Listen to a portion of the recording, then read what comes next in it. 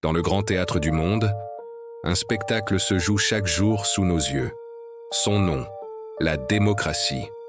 On nous promet des premiers rôles, des voix qui comptent, un pouvoir partagé.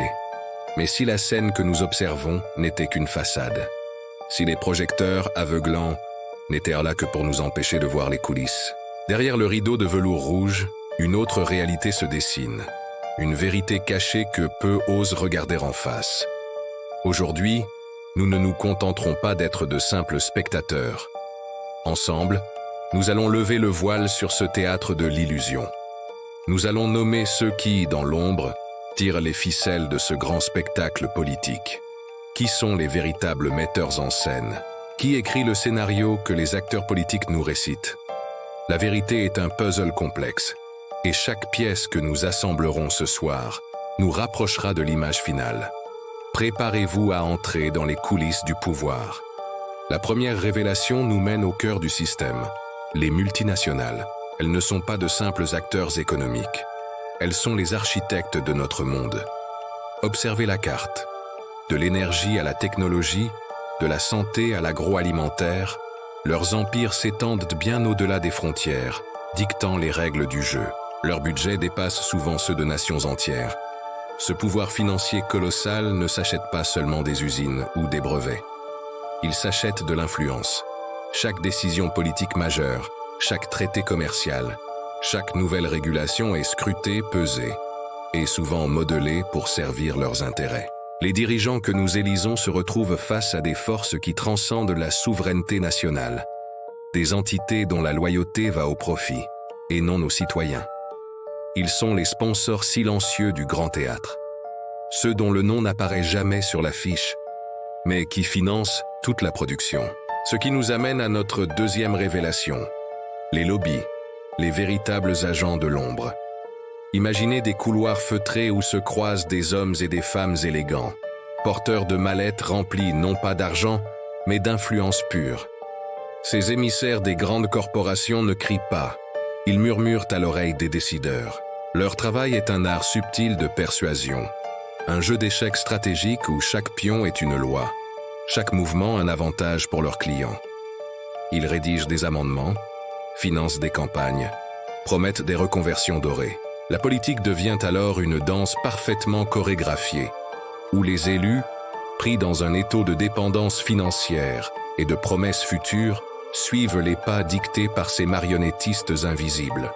Le bien commun devient une notion floue, un concept négociable face aux intérêts concrets et puissants des lobbies.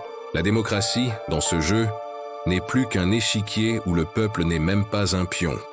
La scène est prête, les acteurs sont en place, mais comment s'assurer que le public applaudisse au bon moment? C'est ici qu'intervient notre troisième révélation, la mise en scène médiatique. Les médias, autrefois gardiens de la vérité, sont devenus pour beaucoup les projecteurs du théâtre. Ils choisissent les angles, cadrent le débat, décident qui aura la parole et qui restera dans le silence.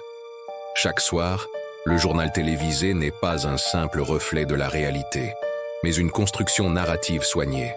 Les sujets qui fâchent sont minimisés, les scandales qui arrangent sont amplifiés. On nous présente des experts triés sur le volet, des débats où les opinions divergentes sont caricaturées ou exclues. Tel un miroir déformant, l'écran nous renvoie une image biaisée du monde, conçue pour façonner notre perception, orienter nos peurs et nos désirs. Nous ne sommes plus des citoyens informés, mais une audience captivée, émue ou indignée selon le script du jour. Et que se passe-t-il lorsque le public devient agité, lorsque les illusions ne suffisent plus? Le théâtre a recours à son acte le plus spectaculaire, la crise orchestrée. Notre quatrième révélation, une crise économique soudaine, une menace sécuritaire amplifiée, une panique sanitaire savamment entretenue. Ces événements, qu'ils soient réels, exagérés ou entièrement fabriqués, créent un climat de peur et d'urgence. Et dans la peur, le peuple est prêt à accepter l'inacceptable. On sacrifie des libertés pour une promesse de sécurité. On accepte des mesures d'austérité au nom d'un bien supérieur. La crise devient l'excuse parfaite pour faire passer des lois impopulaires, pour restructurer l'économie au profit de quelques-uns, pour renforcer le contrôle sur la population. L'orage gronde, la panique s'installe, et pendant que nous regardons les éclairs, dans l'ombre, les véritables gagnants de la tempête consolident leur pouvoir. Le rideau commence à tomber. Les lumières s'éteignent une à une sur la scène. Le spectacle est terminé. Mais pour nous, un autre commence. Car comprendre le théâtre, c'est voir les coulisses. C'est apprendre à distinguer l'acteur de son rôle, le décor de la réalité. Ce n'est pas un appel au cynisme, mais un éveil à la conscience. Savoir que les ficelles existent est le premier pas pour apprendre à les couper. L'illusion n'a de pouvoir que sur ceux qui y croient. En devenant des spectateurs avertis, nous reprenons une part du pouvoir qui nous a été confisqué. La vérité n'est pas une destination, mais un chemin. Un chemin qui commence par la simple décision d'ouvrir les yeux.